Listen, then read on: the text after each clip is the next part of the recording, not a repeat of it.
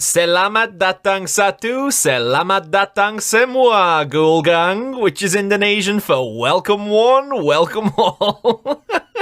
Google Translate is the best invention ever. So anyway, I'm hijacking this month's international review. I'm going to perform this one solo. The reason being is it's a very heavy subject matter, and I kind of just wanted to utilize this month to focus on it. The case is with the act of killing is it is an incredible documentary created by Joshua Oppenheimer. It was very successful. It won so many awards. It was nominated for an Oscar for Best Documentary as well. Going ahead for this review, I'm going to give you the heads up that the topic of this documentary is extremely disturbing, very sensitive. It relates to real life events. If you have not heard of this documentary, I'll give you a brief synopsis and then you can make the choice if you want to continue on hearing my review of it or if you just want to go out and check it. So the concept behind the entire thing is remarkably fascinating. There was a period in Indonesian history where there was a change of government, and during this period of history, over 1 million innocent people were executed by death squads. What the act of killing does is it tracks down 2 of these death squad leaders and poses a challenge to them to recreate their memories of performing these acts of killing in any genre of cinema that they like. So effectively,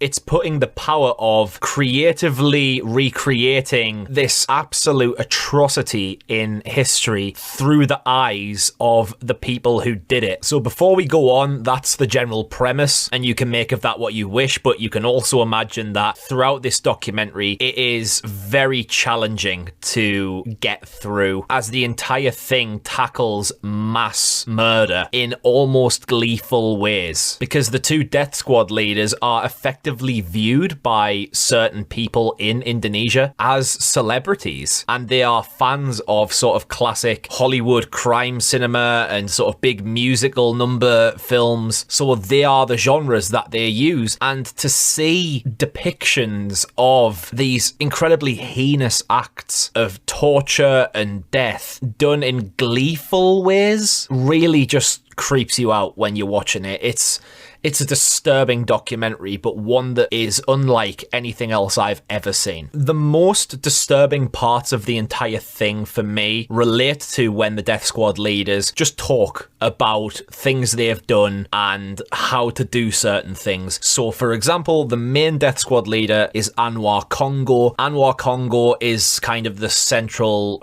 featured guy in the film who has the bulk of the attention. Very early on in the documentary, it sets the tone where he demonstrates the best way of killing a person using a stick and metal wire, and describes the feeling of killing people in this way as filling him with ecstasy and making him want to dance. The mental image of that through his descriptive language just continuously gets under your skin the more the film progresses. They walk and talk like gangsters, and they feel like they are like A-list celebrities because of the crimes that they committed in their youth. And what makes it even more terrifying is how blasé they can be. So, for example, the wire scene that I've just described, Anwar watches this scene back, and he watches it back in horror. He's beside himself when he's watching this scene back because his clothes are the wrong colour and thinks that he didn't act violently enough. It kind of leads you down a path of thinking, okay, maybe he's actually seen himself do this as if he's another set of eyes and kind of rethinks his choices in life. But no, it's because aesthetically he isn't the best he can be. And that is terrifying to think, to consider. But Anwar himself at certain points describes his own sort of sources of nightmare fuel, I guess you could call it. When he was younger, he beheaded a man. The body of this man fell to the ground. The head made a noise like groaning, and the eyes kept on moving. Anwar didn't close the eyes for whatever reason at the time, and he regrets never closing them. Like, he continuously sees those eyes staring at him in his nightmares. What the act of killing does is it infuriates infects your imagination with these very macabre, disturbing thoughts. It does have imagery in the film through the cinematic recreations and through recreating certain acts of violence and whatnot, but most of the fear factor here comes via just people telling stories. And you even get a fear factor about the government system itself through different people's accounts. You learn that it is massively corrupt, or at least it was at the time this documentary was made. People describe how people are paid to attend rallies and they're bribed to vote for a certain party. They have to pay for protection by the gangsters, and if they don't pay, they're blackmailed. But it makes Indonesia seem like such a alien society compared to something like I would expect, in a Western society.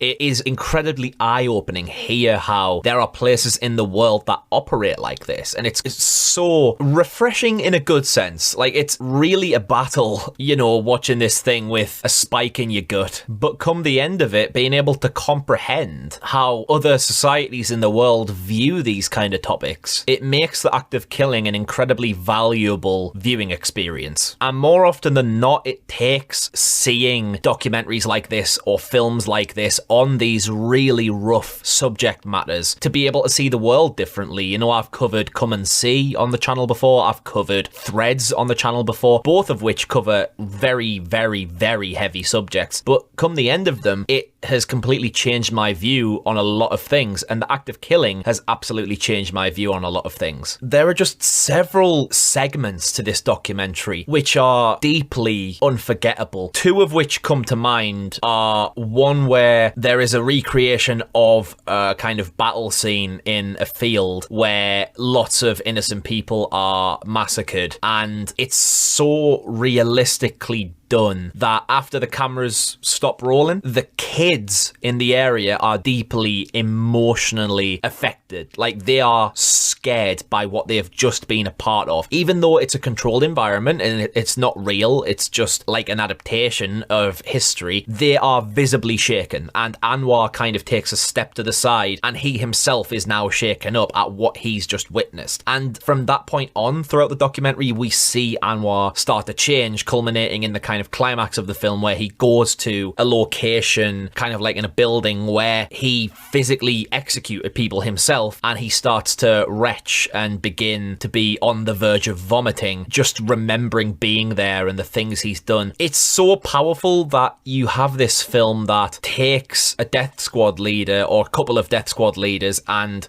gives them creative freedom to explore their history, but come the end of it, they reflect on their actions and are sickened by them. Like, that is the crux of the act of killing. It takes these people and makes them actively create their own alternate perspectives on themselves. And that is what truly makes it a very, very powerful documentary. Joshua Oppenheimer knocked it out the park with this one. I can't imagine this being an easy achievement to create. I can't imagine that he or the other directors, Christine Sin was also a director on this, and then there was a third director who's remained anonymous. I can't imagine those guys feeling totally comfortable at any time. They must have felt a constant level of threat or danger when they were filming this. So hats off to them for being able to make this and display it worldwide for other cultures to tap into and discover the history of Indonesia. It's a truly fascinating culture, and it's a dreadful shame that it has the history it has. But coming out the end of this, even though it's, it's a scarring experience, I feel richer having experienced it. So that overall is my honest review of 2012's The Act of Killing. Please let me know in the comments down below what you made of it. I wouldn't like to make the comment section too political. I'm merely commenting on The Act of Killing as a documentary. I have no other thoughts on any kind of political agenda. It's merely just a review of the film and its topics. So please do be vigilant, and if you want to chat about the documentary, just do it in terms of the documentary itself. And other than that, I've been Connor from Unleash the Ghouls, and thank you very much for listening this week. Please subscribe to the channel if you would like to support us and our growth, and I'll see you next time. Cheers.